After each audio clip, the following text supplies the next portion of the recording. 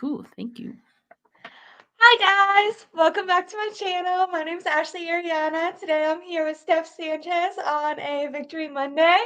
I hope everyone's doing well. Steph, how are you doing? Little dance, doing good. Yeah, I'm dancing. I'm feeling good. We got another Victory Monday in a row. And hopefully we can make it three, right?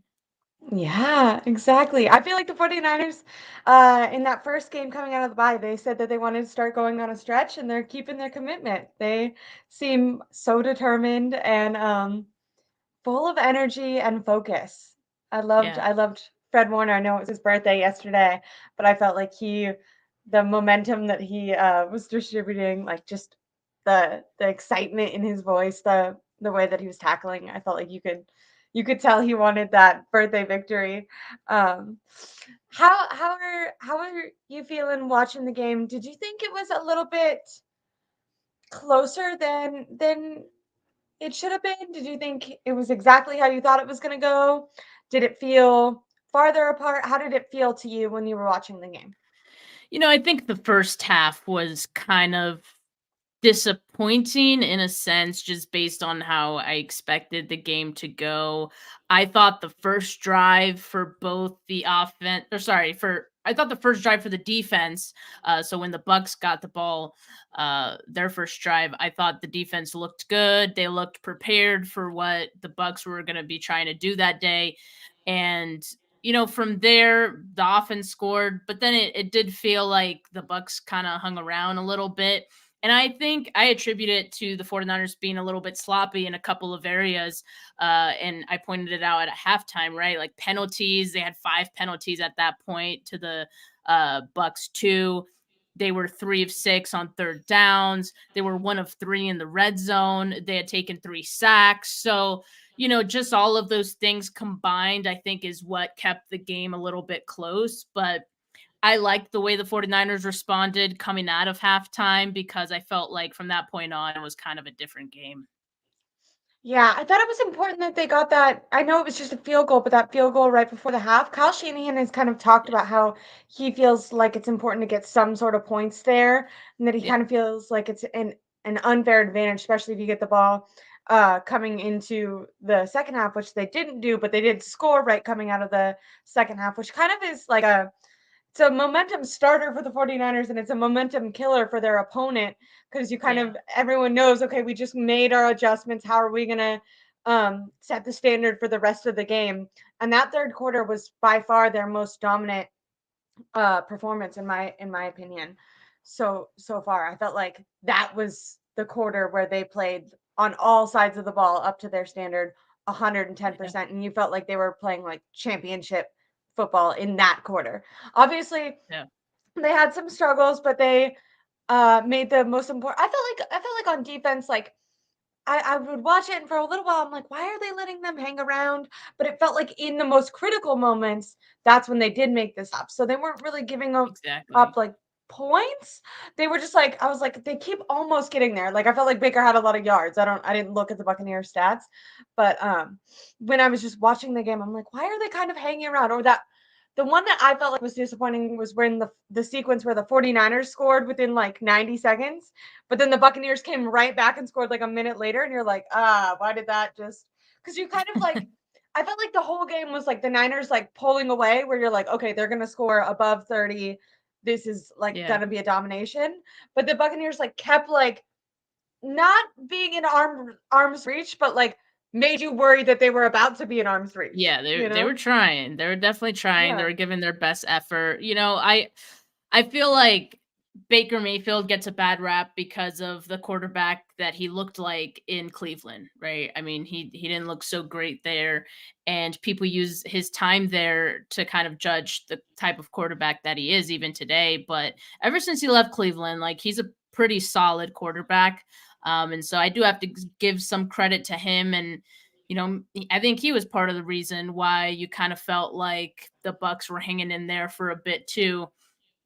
So he gave his best effort, but yeah, I think the 49ers bent, but they didn't break, right? Especially like you said, in those key moments in the fourth quarter, there were a few of those moments, and especially having to do it without Talanoa Hufanga. I mean, that added a little extra stress to it, right? But they were able to overcome the Bucks' best efforts. So at the end of the day, like, you want to see the 49ers play a cleaner game, particularly like I said in the first half, like Mhm. they kind of let go of some things. But at the end of the day, a win is a win, right? And sometimes winning ugly, it doesn't matter. You have to have Yeah. that as part of your repertoire, and I think the 49ers proved, they can win even if it's ugly. So that's kind of what I was gonna say is like in some ways, and maybe this is just me trying to see like glass half full in every instance, because I will admit, and maybe it's just my lack of paying attention to the Buccaneers to the Buccaneers, but you don't want to like talk the talk because you've seen the 49ers kind of struggle. But I did like, there was a portion of my brain that was like, they're gonna blow them out because it's the Buccaneers. So then when I was Hmm. watching, I was like, why are they better than I thought they are? I just felt, or I felt like the defense was 'cause I mean, we're gonna get to it later, but Brock Purdy played phenomenal, and he was still sacked like 5 times. Like, that defense was extremely disruptive. And you're right, Baker was making good plays. I felt like, and we're not Bucks content creators, but I felt like their game plan was kind of bad. Like, they didn't really get Mike Evans or Chris Godwin involved. I was listening to the broadcast. It was in the second, like, end of the second quarter when Mike Evans caught his first pass. I was like, what are you? I don't know. If I was them, I would have been targeting him way more. But for looking at it from the 49ers perspective and trying to see kind of glass half full that it was more of a hard fought win, which is ironic because they covered a 13, 14 point spread. Um, but we have been kind of questioning, okay, like, can the 49ers win a different way? And this Hmm. technically wasn't winning a different way because right out the gate, the 49ers got a stop. And then the 49ers offense went out and scored. So they did start with a lead, but it wasn't the like domination win that maybe they've become accustomed to when they were blowing people out in the first 5 games.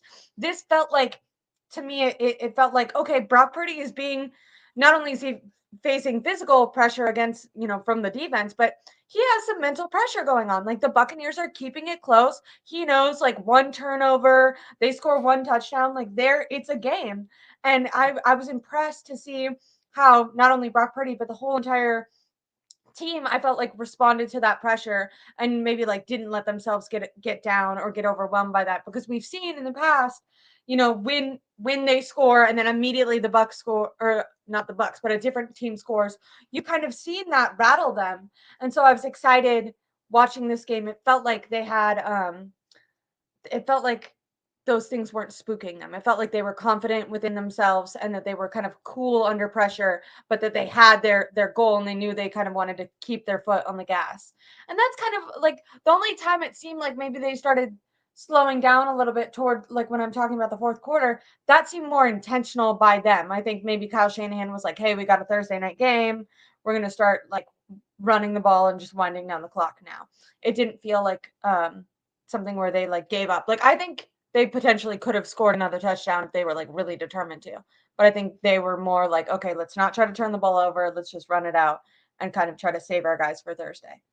But did you get that at all? Because Um, I know we've talked about different styles of wins for this team. I mean, I think the 49ers would have actually loved if the Bucks didn't score in the fourth quarter, and they could have probably given their starters a bit of a rest, excuse me, ahead of that game on Thursday. But Mhm. because the Bucks scored, they kind of had to stay in there and just, play that prevent defense, make sure they don't get another score, and make this interesting, right?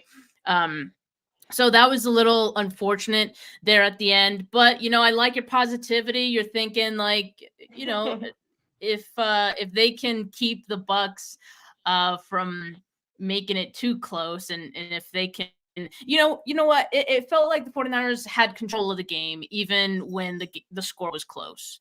And I feel like the 49ers knew that too. Like, okay, let's just focus here and clamp down, and they did, the defense especially, when it mattered most. So I think it's just a matter of, hey, we know we can do it. Let's just do it, kind of thing. because that's been the story of this team. Like when they play their best ball, no one can beat them. They can beat themselves, and that's why Yeah, it was close in the beginning, right? But I think they kind of just focused up towards the second half, and especially in the fourth quarter after the Bucks were trying to make it a closer game. definitely. Um, I want to stick before we get into maybe some bad news. I want to stick with some highlights of the game. So I thought Brendan Ayuk had an amazing performance. And I think everyone would agree that he had an amazing performance, but I have been potentially more critical of Brandon Ayuk than the average fan. I've I've wondered like, okay, is it worth giving him the bigger contract? Not that he's not worth it, but just they are paying Debo, and I feel like he's maybe their best true wide receiver, and I think he's the most consistent weapon on the team, but I hadn't seen him like take over a game in the same way that we've seen Debo be able to do in the past or George Kittle be able to do in the past. And for some reason this game I felt like he completely showed that, and I feel like he showed that all year. Maybe I'm just more waking up to it, but I was extremely impressed with Brandon Ayuk, and I do think it has something to do with like this game being like he does this, like this is not unique. Like he is constantly making these big plays and taking advantage of the very limited opportunities he's given. And I think maybe this, I don't know if there was something unique about this game or I just am finally realizing it. And once again, it's not that I didn't think he was extremely impressive before, but just I felt like I walked away from Sunday's game just like Brandon Ayuk is, in my opinion, the best wide receiver on this team. And I just thought he looked phenomenal.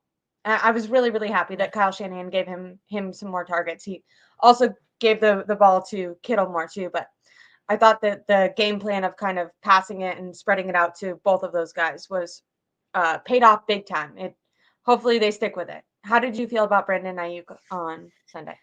Yeah, Brandon Ayuk is a baller. Like he looked incredible, and it's not just the fact that he's catching most of the balls coming his way, but they're deep downfield. Like he's averaging 19.3 yards per catch.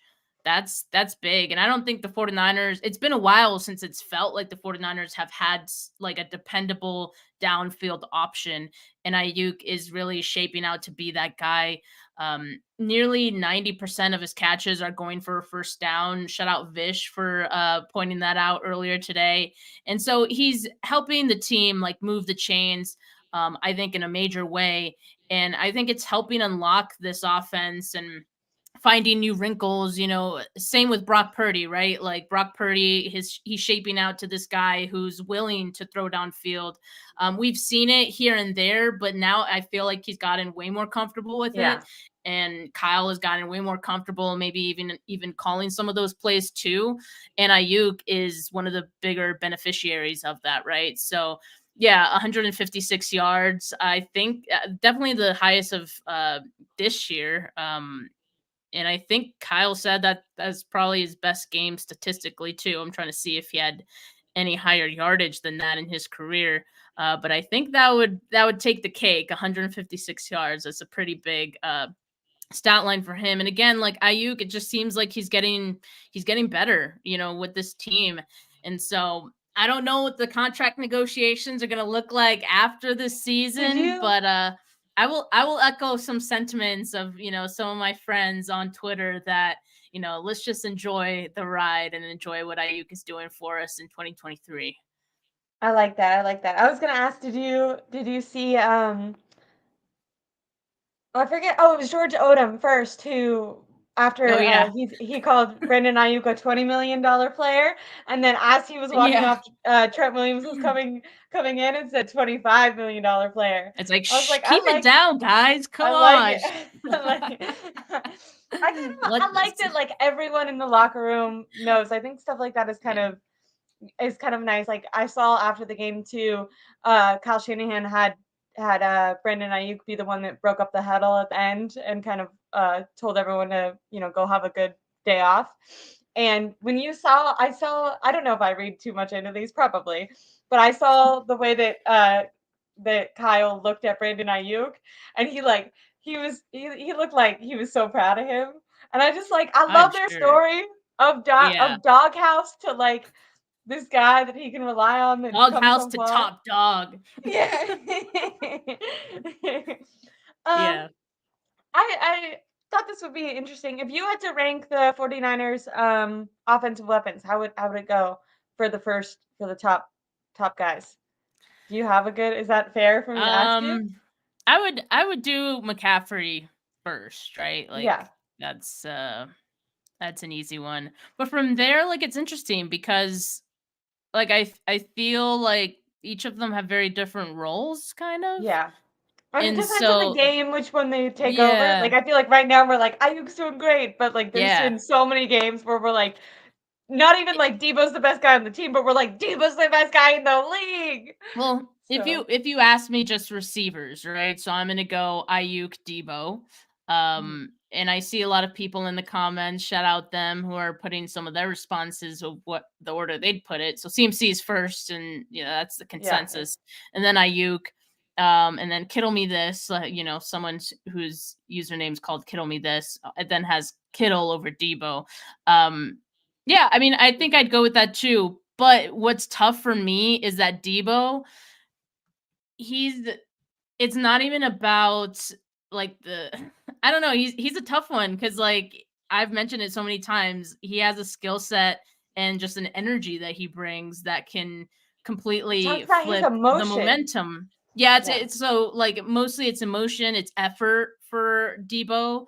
And so it's hard for me to put him last, but I think just like as far as impact on the team right now goes, Debo's probably last. But who knows? Like in a couple of weeks, we might change the order, right? Like it's it's really just who's hot at the moment, Yeah. and there's a lot of mouths Yeah. to feed in this offense. And they're all so amazing.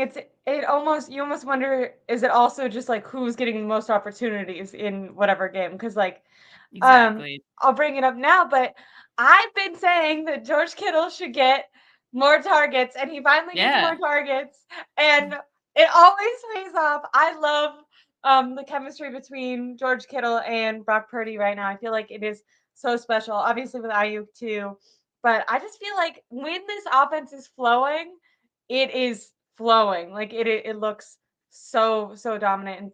And Tampa's really good at stopping the run, so they had to focus more on their pass game, and it turned out to be a wonderful maybe thing that they didn't want to do, but that hopefully this opens up Kyle to spreading the ball out to these stars more because really when we're ranking them, I think it just depends on I think they all can take over a game. It just depends on who's getting targets. So if you can get them all above 6 targets each, you have a really fun offense that you're watching, at least as a fan. Yeah, I remember last week we were talking about Kittle, and it was like, well, he doesn't need a lot of targets to make an impact, and that's true. But I did like to see him get 9 targets in a game where it felt like most everyone was involved in this one. Maybe not that big of a Debo game, but again, maybe it was just the type of game script, maybe the type of opponent they were dealing with. And So even it, with it that, he almost, still had that one really big play. Like it's kind of fun. yeah. It's kind of funny. Like even when it's not a big Devo game, he's still making like a huge impact. I mean, you could say that for any of these Yeah. playmakers, right? Like if they get the ball in their hands, they're going to do something good with it. So yeah, it almost feels like anything that they can do to get Kittle involved anytime he gets the ball in his hands feels like a bonus for this offense. Like it just feels like the offense feels like it's clicking at a different type of level when Kittle's involved. I don't know why that is. It feels that way, I but agree. I think it's just because it proves that they can do more than just run the football. And I feel like these past 2 games, like, yeah, like Christian McCaffrey has been a part of it. He's been pretty efficient. But I think they've shown that they don't need to win like necessarily leaning Handing on the the ball. run. Like they've kind of steered away from that this season, and I feel like the last 2 games have definitely helped prove that. So, man, watch out. You got to watch out for all these pass catchers because with Brock Purdy, the way he's throwing the ball, spreading the ball around, any of them could get going, and that's scary. Speaking of all these playmakers and Brock Purdy, there's been kind of a narrative going around that Brock Purdy is a sum of his parts and he's only as good as his weapons, and that it's not all on him, and or not that it's not all on him, but that he's not maybe making the team win. And I've talked a lot about there's a difference between, he's doing it all, or the weapons are doing it all, or they're working in unison and he's Yeah. optimizing a great situation. He's not just a part of a great situation, he is taking advantage of it and optimizing it and bringing it to some of its best levels. And that's kind of where I've been at with Brock Purdy. But he had the reason I called it a perfect game is he had a perfect QBR in Sunday, like yesterday, in yesterday's game, and that was tied with. Do you know if it's Steve Young or Joe Montana or neither of them? Because every single place that I've read this has said it wrong. I think Rob Satsugura said it was Steve Young in 1989. 1989, right? And then on Instagram, the 49ers like actual web page put it that it was Joe Montana. And then I was listening somewhere else and they were like, "Oh, the cool thing is that no one in franchise history has done this." And then I was like, "Okay, I know it's been a long time, and whoever did it was one of the best players that's ever played in the NFL." But do you know the correct stat? You're usually really good I with mean, these. I'm gonna go with the 49ers on this one, whatever they Yeah, say, which, yeah, I they like said that. the last 49ers quarterback to do it was Joe Montana in Yeah, 1989. What I think, like, I don't know if it was everyone else also getting confused with this, but there was another stat that maybe other people were getting confused with, and it was that Purdy is the first quarterback to throw for 300 or more yards in back-to-back home games since Jeff Garcia did it in the year 2000. Um, Originally, I think it was Josh Dubow from AP. Associated Press, who first tweeted that. But when he first tweeted it, I think he said Joe Montana in 1989. So I don't know if people are getting that confused. I don't know. But yeah, I'm gonna go with the 49ers and say it was Joe Montana, which is like great company, right? yeah. To be I in was gonna say for. either way, it sounds like he's just breaking a bunch of records. Yeah. Like Yeah, we'll if take people it. can't even figure out which one it is because he's destroying. Seems like every game or almost every game. I saw Jordan Elliott. This was a couple weeks ago now, but he's been writing for a place that's important. NBC Authentic, yeah. Yes. And he wrote like a tweet and he was like, "I think every week I write about a different record that the team is breaking." And that's how I Yeah. feel about Brock Purdy, especially when they're I know they had a little lull, but when they're doing well, they're not just like, "Oh, I'm doing well." They're like Brock Purdy's like, "Oh, I'm just like casually coming in and like competing with Joe Montana, no big deal." Just breaking Kurt Warner's records. That was last game. Right? I remember Kurt Warner Right. after he was like, "Man, I was praising this guy, but I didn't know it's gonna start coming from my records." Um, do you think that Brock Purdy is just a sum of his parts? How do you feel about that narrative that he's getting carried by the teams? Do you think he's putting to bed that criticism?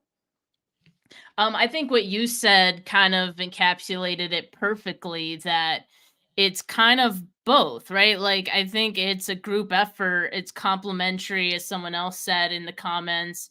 And that's just the truth. Like, does Brock Purdy benefit from the offense and the scheme and Kyle Shanahan play calling and the weapons he has? Yeah, he does. Like, okay. But he also is doing things on his own that elevate this offense. We talk about like the off schedule plays and just some of the things he's able to do to maybe manipulate defenders a little bit, throw with anticipation. All these things are things that he brings himself to the table. And it just helps the offense look that much better. And you reminded me of a quote that Kyle Shanahan said on KMBR just a few days ago. He was asked about Brock Purdy's risk taking, and he said, "I want a guy who gives us a chance to win the game, not a guy who is just hoping everyone else wins it for them." And I I love think that's that. like it. That was a bar. That was a I bar, and love that. Yeah, I yeah. think it perfectly tells you the type of quarterback that Brock Purdy is. Like, he isn't just relying on his uh playmakers to make him look good, right? Like, he's also adding to the equation, and he's just as much a part of the 49ers offensive success this season as those guys, right? So yeah, I think it's a combination, and that's fine. Like, he's a young quarterback. To be able to do that already, I think, is a testament of, how much growth he could show, and has shown already. I've been so impressed with him. I love the way he keeps plays alive. I love the way that he's able to avoid pressure. I really did. I feel like the Bucks were getting to him, and he would just run to the left, run to the right, throw sidearmed. I mean, he giving people opportunities that we just have not seen quarterbacks in this offense do. And we're wondering, okay, why are these weapons a lot of maybe Christian McCaffrey got here in the middle of last year, but Kittle, Debo, Ayuk, they've been on the team, and it just really does feel like they're all maybe peaking or bringing the best out of each other for sure. Do you Last do you thing wanna for know do you wanna know a yeah, tell crazy stat? Because like, we knew that the Bucks were gonna, like, blitz a lot in this game, and, like, they did, and to your point, like, they did pressure Brock Purdy a lot. His time to throw was 3.1. So, like, he was hanging in the pocket, like, wow, he's I surveying the love that. field and all these things. Love that. Yeah, so There was you love to one see that. There was one the broadcast, like, slowed it down, and I remember the 2 guys that were talking, like, really pointed it out, and when they were replaying, it was a great throw, I think it was to Kittle, it wasn't like it wasn't the huge one, but it was for a first down, and it was that same thing where no one's open, so he kind of has to scramble, and while he's scrambling and then kind of steps up, the camera focused on him, and his eyes are staying down the field the whole entire time. Yeah, There's a yeah. defender that's right behind him, and, like, Mhm. right after he throws the ball, he gets hit, and not that it was, like, the hardest hit ever or whatever, but it's like, he was not worried about, is there someone, like, am I about to get it? I mean, like, he's probably aware, try not to, like, fumble the ball or something like that, but it was so impressive that, like, there was, like, no fear is what I'm trying to say, like, he was like, Right. "My job is to get this ball, and I know that one of these guys is gonna get open, and I just need to hold it for a second longer, a half a second longer." And it was, I don't know, when they slowed it down like that and they kind of showed how it happened. And I personally don't think that Brock Purdy knew that there was a guy because he was coming from behind. And Brock Purdy kind of ran this way because there was people in front. So he's like running from them, but he doesn't realize he's kind of running into another guy. And it's like, I don't know, the timing of it was just so beautiful. And the fact that he I like think got that throw off to Kittle and they got the first down and stayed on the field. And it's just like those small things really add up to these longer drives that end up, yeah. being scoring opportunities. It's pretty I just love to see it. Yeah, and I think that pass to Debo too, where like a lot of people were sharing like the screenshot of Debo with like literally no one around him.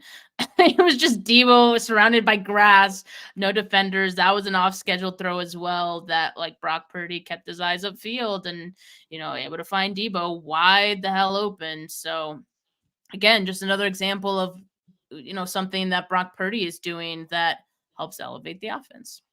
Absolutely. Okay. Since we're going to stick on offense really quick, I wanted to ask you about Jordan Mason. I put up I thought funny, I'm not just going to call myself funny, tweet during the game where I said, do we think that Jordan Mason is going to get a single carry, especially after that press conference? And then I said, no, out of spite, no, because he wouldn't have anyways, or yes, he will. He did not, but Elijah Mitchell did, and Elijah Mitchell looked fantastic. I think you and I, or at least I've said it on other things, I think he's kind of a rhythm back. And so when he's been put in for like one single play, it's kind of looked kind of clunky. It was averaging like 2 yards a carry a couple of the games he was in, but only getting like 4 carries over the course of the entire game just for like one play. Where this time he got an entire series. He looked really, really good. How do you feel about the running back situation behind Christian McCaffrey? Are you glad that um, Christian McCaffrey sat for a series, especially considering it's a short week? Do you hope that coming up in this game that some Elijah Mitchell or Jordan Mason is utilized more? How do you compare the two? Did you kind of always know this? How do you feel about the running back situation in San Francisco? I'm not as like angry about Jordan Mason not getting carries as everyone else seems to be. Like, yeah, it's strange, right? Like, yeah, like it's enough to question Kyle Shanahan. I think it was a fair question for Grant to ask. Maybe the way that he asked it clearly didn't rub Kyle Shanahan the right way, but it's a fair question, right? Yeah. But that being said, like it didn't really bother me. I always figured that, maybe Jordan Mason was just doing something without the ball in his hands that Kyle Shanahan maybe didn't think was, to the level of Elijah Mitchell and Christian McCaffrey. One example, which is a big one for running backs, pass protection. Yeah. That's We a talked about huge thing. So maybe Jordan Mason's not as good in that area. Maybe there's other things that, we're not privy to that Kyle Shanahan has seen that, clearly has him beneath Elijah Mitchell in the depth chart. And, the 49ers have always shown a lot of belief in Elijah Mitchell, even through the injuries that he's had, right? And to your point, he is a rhythm rusher, and not just like from one carry to the next in one game, but I almost feel like even after the injuries, it takes him a while like to kind of get going again. And I think like, we saw that, but the 49ers stuck with him. And he looks like his old self again. At least he did on Sunday.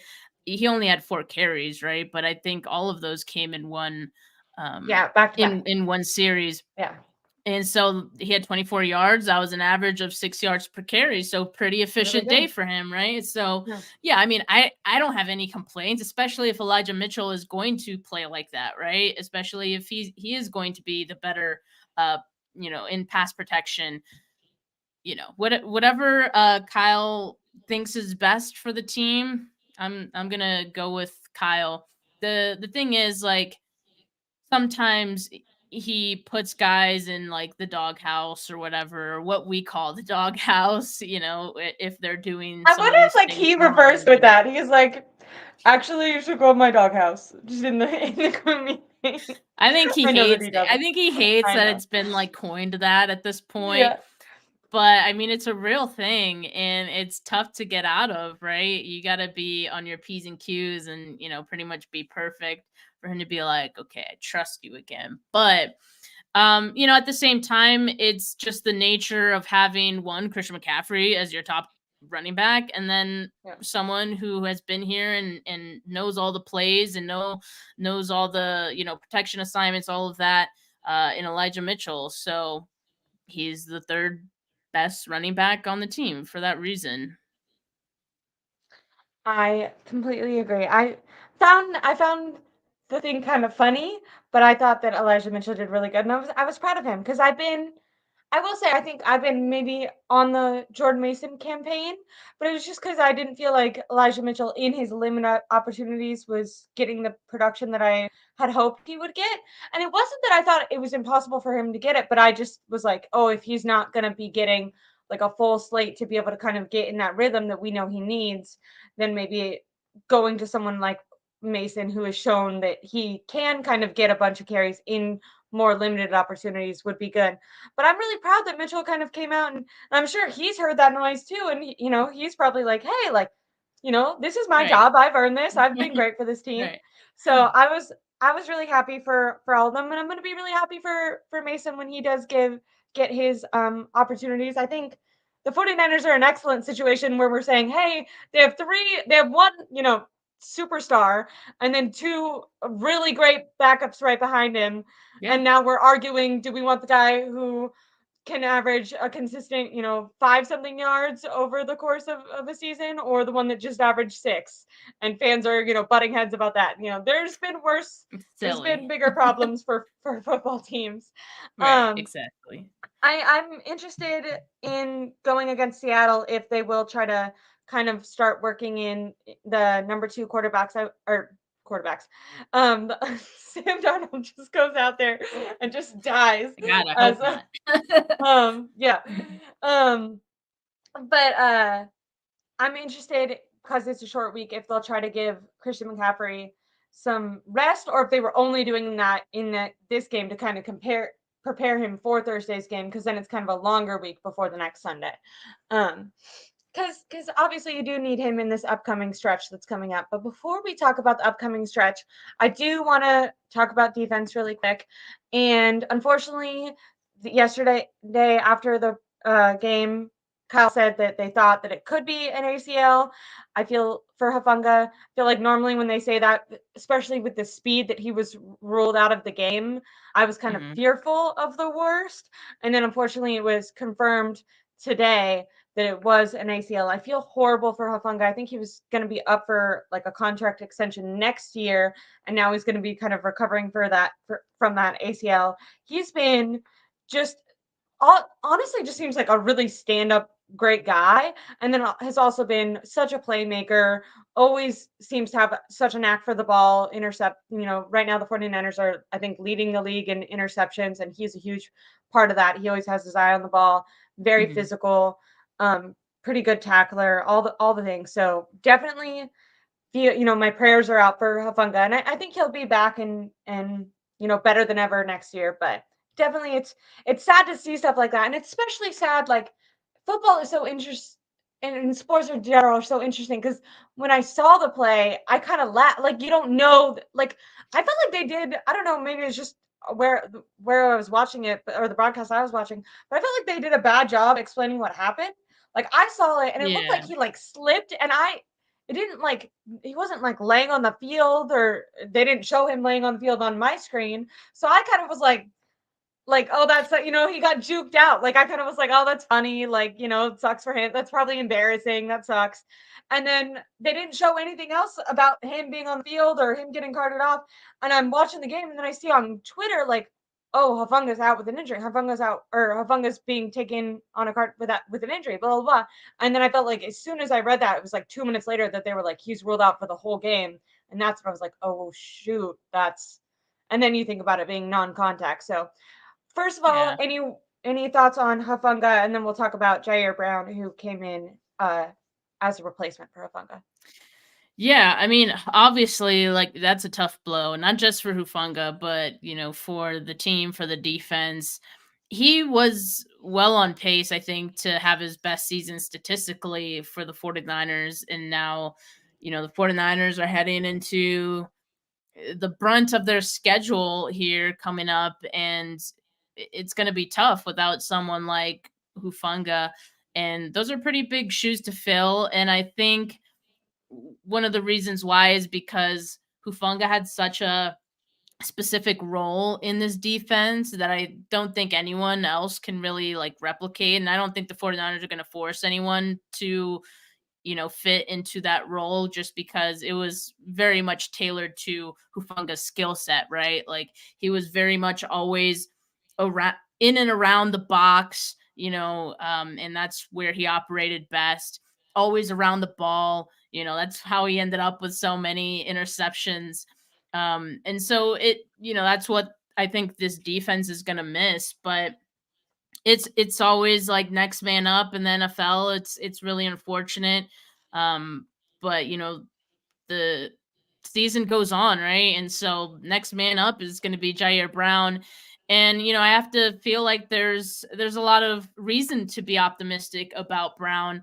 For one, like he had that one play, and I think is where they got that touchdown uh, where he kind of was caught a little flat-footed there. Mm-hmm. And you're automatically thinking, "Oh God, like this This is is what why we're the gonna have to 49ers deal aren't with playing him. Yeah. a rookie like dealing with rookie mistakes, and man, this is going to be tough for the defense, kind of thing." But Jair Brown ended that game in a very strong way: 4 tackles, 3 pass breakups, an interception in less than 2 quarters. Like that's crazy. So I Yeah. mean, he and after the game, like I instantly became a huge fan of him. I was already like excited for him, when the 49ers drafted him.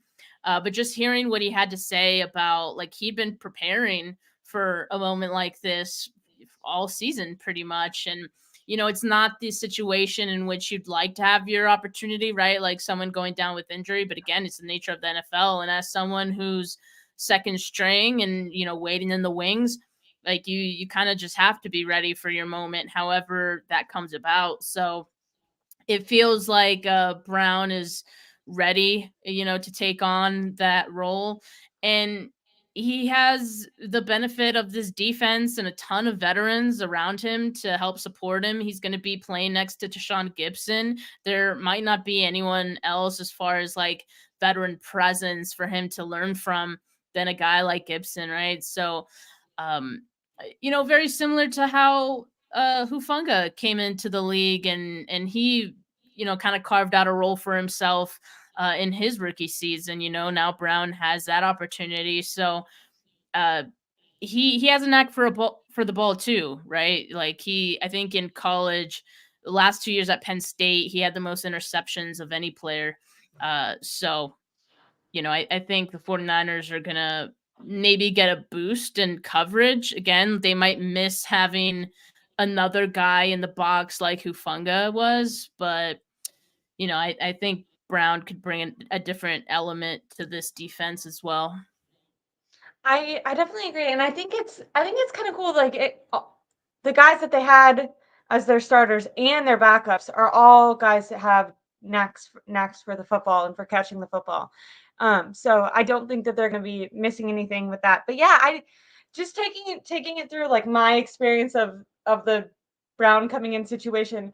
I felt like immediately when he was kind of caught on that play and gave up an immediate touchdown because they went after him right away. I was like, this is Yeah. why the 49ers aren't playing him. You know what I mean? It's kind of just this sigh and this like, okay, I really hope Hufunga's okay. Like this is, and obviously I also still hope Hufunga's okay, but it's kind of like this is why, because he's their first draft pick of this year, right? Like they traded up to get him. So you're kind of like, okay, like he wasn't playing for a reason. This kind of sucks. And for his confidence, because like I think it was Jalen Ramsey. He was doing a podcast last year and he was talking about like what, makes him stand out. And obviously physical talent and elements are on there. But what he talked about, and he said this is true for any player, and he said specifically in the secondary, is you have to be confident. You have to believe you're gonna win Yeah. against your guy. You have to believe you're gonna come down with the ball. You have to like and I think Eric Crocker has kind of touched on this too, and every position in football you need to be confident, but there's something, it's almost cockiness that you need in that secondary position where you need to be like overwhelmingly sure that that ball is yours and that you are going to keep up with this guy who is objectively faster and probably stronger and faster than you are, but whatever it is about you and your skill is going to get you there and get you to be able to stop the play. And I felt like as a rookie coming out giving up a play immediately, you're kind of like, "Oh, what is this gonna do to him?" Because like I'm focused on once again not only this Buccaneers game because I'm like, okay, we're probably gonna win this game. You can probably squeak out no matter what, but we're going in like you said to the roughest stretch. What does this do if the team has to rely on this guy? And so you kind of see that and you're like, no. And then 6 minutes left in the game, or a little over 6 minutes left in the game. The kind of offense is kind of slowing down, the defense is kind of letting the Buccaneers hang around, and Jair Brown breaks up a pass, gives the offense, stops the Buccaneers from getting within one score. So he takes points off the field Yeah. for the Buccaneers. He gives the 49ers offense an opportunity to go put more points on the board. 49ers offense don't do anything with that one. Buccaneers go back on the field. And then in the end zone with I think 3 minutes left, Jair Brown catches a freaking interception. And I don't know, I just felt so happy for him because I'm like, this is gonna influence how his confidence and maybe he would have been confident no matter what, but you have to imagine Mhm. that no matter how much mental toughness you have, you feel better being like, I just killed that game versus like, oh, I just really struggled and I have to come out, way better next game. And so I felt so happy for him, the player, and for the 49ers. I bet that made the coaches proud because you're talking about him saying, hey, I'm prepared. But you can say it, everyone says, like, I'm making sure I'm prepared for my opportunity. He went out there with his actions and showed I'm prepared for my opportunity. And so that's going to give Steve Wilks confidence when calling plays around him. That's going to give Kyle Shanahan, confidence when it comes to keeping him out there, and John Lynch feeling like he made the correct choice. So I just felt like the way that I felt like it was like a story, you kind of Yeah, you it get your was. like you get your lull and then there's this like triumphant kind of ending just for him as an individual player. I thought that was it was really cool as a fan to see, especially as a fan who was excited. There was so much hype about him in the draft. I was like, okay, this sucks about Hufanga. It really does, but maybe the 49ers got something here, and maybe this isn't, gonna be a huge area of weakness moving forward. And obviously, we don't know. It's been one game. He has to keep it up, but I Yeah. felt like it was at the very least promising. So you're not like, okay, we gotta win, but also like we're screwed going forward. It kind of felt like we gotta win, and we might have something here. We still gotta figure it out. But like, damn, he looked really good right there. So that's how Yeah. I left. He did. That's Yeah, how I no, left that. it was a storybook ending. Yeah, like you said, I tweeted that too. A storybook ending for Brown Maybe and I someone stole this for from you. I feel like sometimes I just read tweets I and know. then I'm I like, that mean, sounds like a I great think it's idea for Bam. I think it was just the natural feeling of like him going out there and how it started and versus how it ended, right? And someone corrected me in the replies and they were like beginning because this is I mean that was Oh, I literally his like first that. game. Like it was just the beginning. Oh, chills. I got Everyone with chills just bars thinking today. about We this got right Kyle now. Shanahan's words. We got people on Right. Twitter just setting this up. I like that. I like Yeah, that. so no, I mean that fourth down play was crazy because you remember Isaiah Oliver was even in there, so like we were double freaking out about uh the defense on that I play. thought it was Um smart too. Steve Wilkes blitzing Oliver. I liked how he oh, was like, "You are not, you that are was not gonna." I know, that I was know. But ballsy, but it it worked. worked It out. helped. Didn't that like Yeah, it it worked affected the out. throw, right? Yeah, How's yeah, it that's did. sick. Yeah, Okay, it well, worked out. So we're gonna wrap it up soon because you have a show coming up at 4 in about 7 minutes. But I won't talk to you until after the Seattle game, until after great. Thanksgiving. You excited for that game? Are you nervous? Just a little bit about your. I'm not trying to. Normally, I wouldn't want to try to talk about a game on a Monday, but it's a shorter week, so I just thought I would ask you Well, about it. Maybe yeah, it's some vengeance, some yeah. Thanksgiving vengeance for the 49ers. Well, it's a shorter week and also it's Seahawks week, right? So like I want to talk about this game like every day of the week. Yeah, I mean I'm excited for the game because I do want the 49ers to get some vengeance. Like clearly they've moved on from Richard Sherman eating turkey on the I think 49ers Richard field Sherman for roots things for the 49ers in these games, to be honest. So, he might he I mean he might I think I feel like he so. always tries to be impartial, but I'm like, you want the 49ers to win, don't lie. Yeah, so I mean, I'm excited for that. The 49ers gonna be wearing their white throwbacks, that's always fun. It's gonna be Yeah. tough though, but I like it because I feel like the 49ers haven't had a game. So aside from maybe the Cowboys game, this will be another game that feels like a playoff game in the regular season, and I love when games feel that way because there's nothing like that type of energy. And the 49ers having to play that game in Seattle, I think is going to just add to that intensity of like the moment. And I'm excited. Like I like seeing Brock Purdy in those moments cuz I want to see like how he reacts, how he plays under that type of pressure. I mean, we've seen it before. Like it doesn't really seem to face him all that much, which is great. And yeah, I just need the 49ers to not ruin my Thanksgiving, right? For So sure. they've done it so many times. Like I can't even I still think about the one that they lost to the Ravens too, like several years ago. That was with Cap. That one Mm. crushed me, dude. So they have I gotta exercise some demons on Thanksgiving and I need the 49ers to win. So hopefully they get it done. I love that. I feel confident they're going to. I think, obviously, never wish on injury on anyone, but I think that Geno Smith might be out. But even if he's not out, they played the. I think fans are scared of the Seahawks because it never mattered how bad the Seahawks were when they had Russell Wilson, they were still going to win. But this is not Russell Wilson, I feel like, was more responsible potentially. I don't know.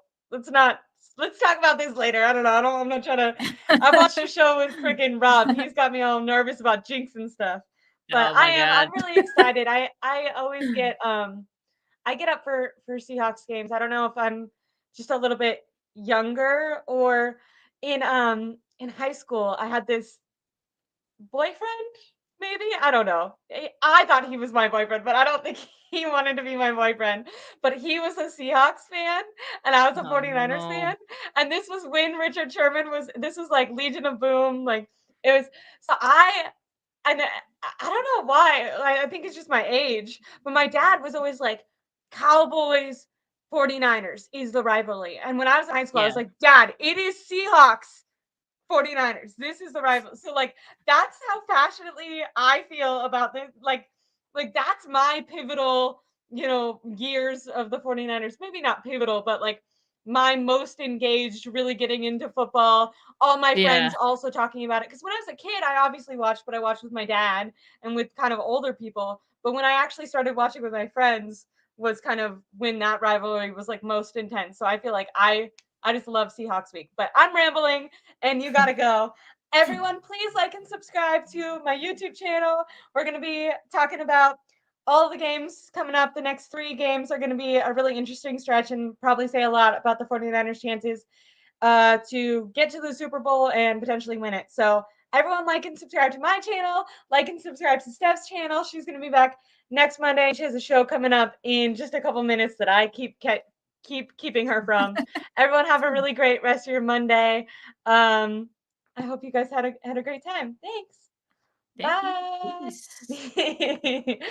Peace.